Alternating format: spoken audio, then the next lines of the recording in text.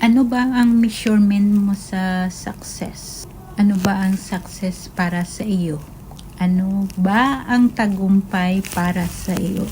Kadalasan, sabi nila, ang success sa pera, meron kang magandang bahay, meron kang magandang sakyan. Para sa akin, ang success bilang OFW, pag nagkita nga kami ng mga kapwa kong Pilipino dito sa Israel, pag tinatanong nila sa akin na ilang taon ka na dito, sagot ko 23 years.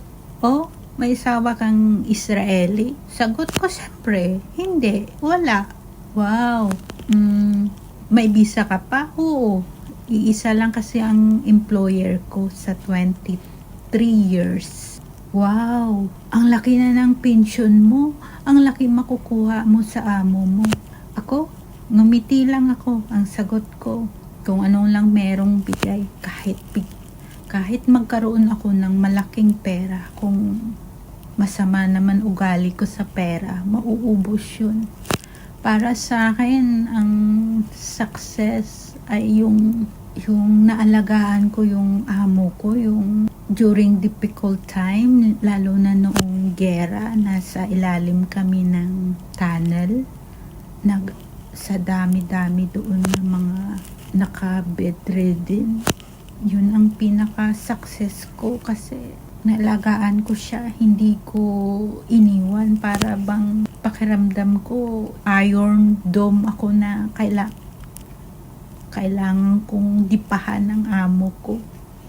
Yun kasi sa akin masaya ako na nalagaan ko ang amo ko during years na kasama ko siya, dahil sa kondisyon niya walang gamot.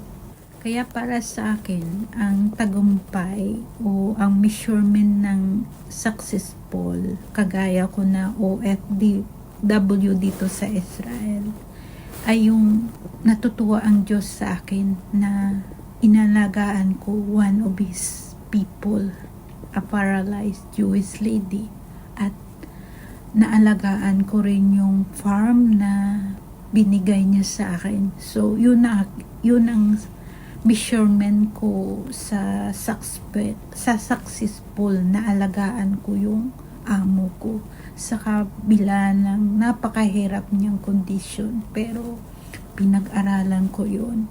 Kaya ngayon madali na lang sa akin kung paano ko siya alagaan. Ang pera kasi reward lang yun sa akin ng Diyos, dahil sa ginalingan ko kung paano ko siya alagaan.